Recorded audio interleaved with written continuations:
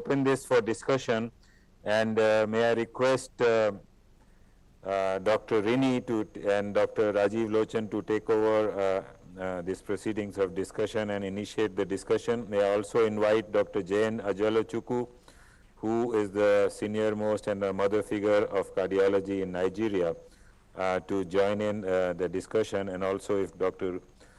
Woolen is around and Dr. Suparna is around, they can also join for discussion.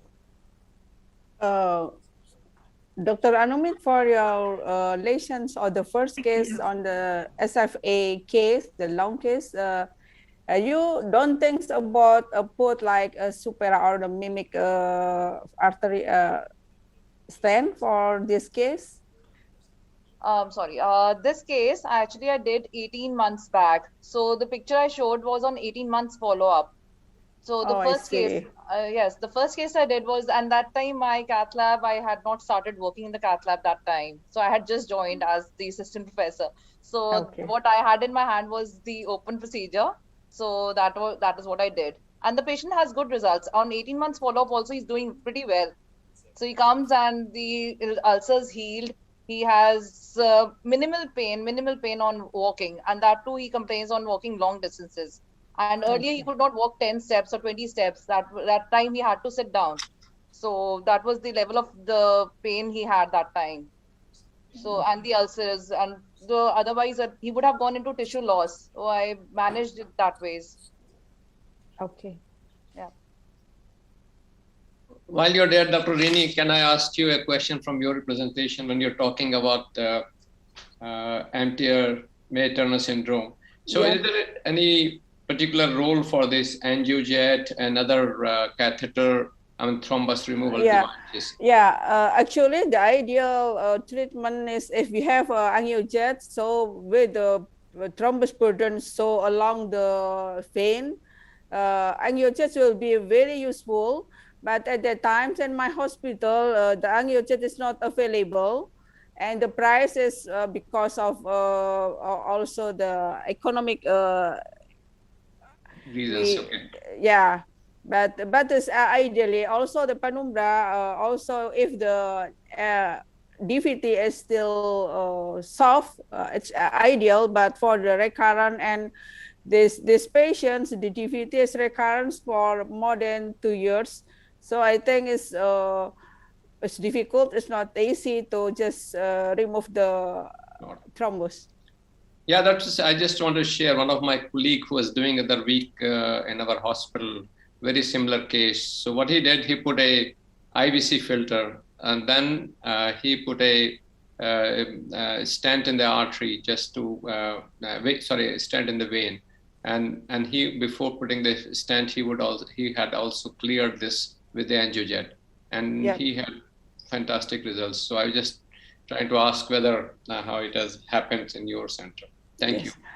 What I learned from this perforations, the complication is, I think I started the balloon. It's better if I do the escalating balloon. I'm direct with the big balloon. So patient have already received the alteplase, so prone to bleeding, and I put the balloon directly out the size is the bigger size. Actually, for the patients with MPS, especially with the spore, all the collapse, and for the long time this is all closed, it's better as we do with the escalating balloon, start with the small balloon and then bigger and bigger. Just another question from Dr. Poonam. Doctor, you're doing ECMO, and I saw that you have been doing for a long time, establishing in India. Dr. Khanna mentions me. So is there a large number of patients in India, they are going for destination therapy, and before that they have used ECMO? So using LVAD as a destination therapy rather than a heart transplant. So are there a number of patients we are being treating like this? No. LVAD and RVAD came up in a big way in 2005, 2006, 7, up to 2010. We were using Thoratec, we were using HeartMate 1, and recently from 2017 onwards, HeartMate 2. But see, what happens is the Western world has moved way ahead of us HeartMate 3 as well as Impella are the norms. We need VAD, and VAD is always done at a tertiary referral center. I can name only 5-6 centers which are putting in VADs in a very, very big way. So for ventricular assist devices, somehow we at AIMS lagged behind, but we did not lag behind ECMO. We put in our VADs, we put in biventricular VADs. HeartMate 2, we put 2 to 3 last year itself, 3 of them. The results are very good. You put the patient on ECMO and then you take the patient the next day or within a few hours for a VAD. In Chennai, probably there are 3 centers which are doing great ventricular assist devices. So also in Bombay, so also in Bangalore. Many centers, 8-9 of them have picked up for ventricular assist devices in the country. But I would say more than VADs, it is ECMO that has picked up more. VAD is a very expensive proposition. Not many can afford it. And centers which are well equipped like Narayan Hridyalaya or like MGM, I was just there yesterday, they're putting VADs over and above when the heart or the lung is not available. Oh. If you don't have an organ, and especially organ donation still in the country is less. Maybe one center can do 350 heart transplants in maybe 4 years. But of us, we've just done about 80-85 heart transplants in India so far at AIMS. So many centers are now putting onto VADs, but we are awaiting the FDA approval for Impella to come up in a big way. Using ECMO and Impella along with what we use as the cone. The cone is the centrifugal valve that is available to us, CentriMag, by the name of CentriMag. Now, CentriMag using is excellent for RVAD, and that is where patients with pulmonary artery hypertension, with right-sided failures, CentriMag, along with veno-venous ECMO, gives wonderful results before a heart-lung transplant or a pure lung transplant. That's where we are today. But VAD therapy alone has not picked up as much as ECMO and the way that we do transplant. Thank you very much, Dr. Khanna. You can go ahead.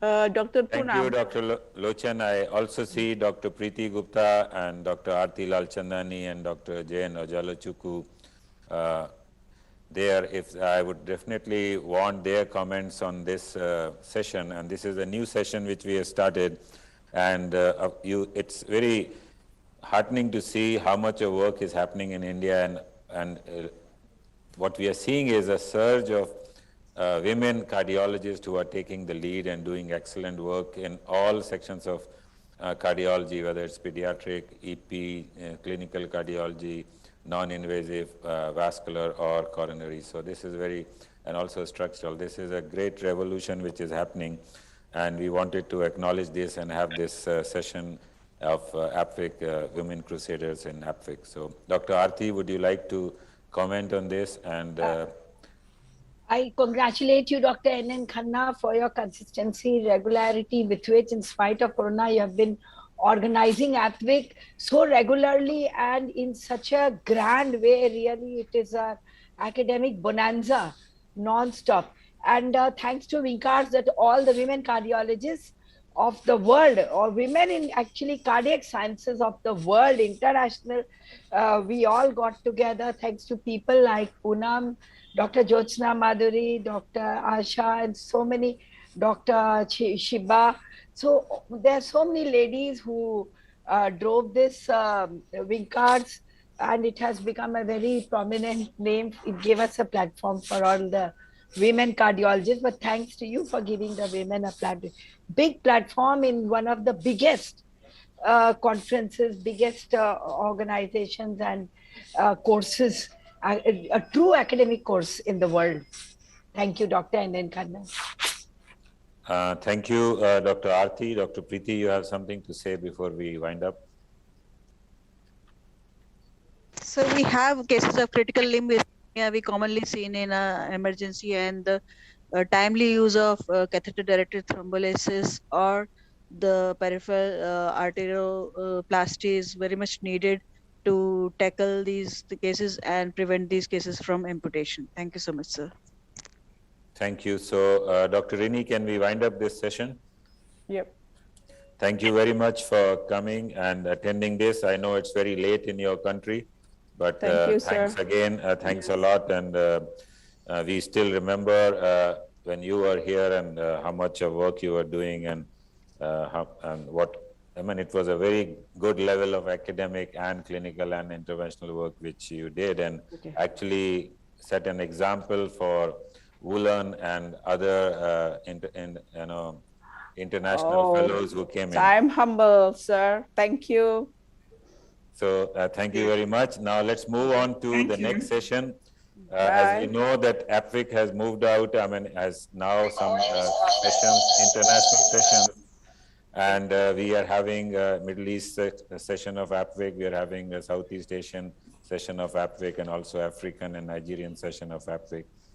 Today, we have almost 5,300 attendees. In all 3 days, we have surpassed 11,000 attendees in our online APVIC this year, and we had more than 60 international faculty.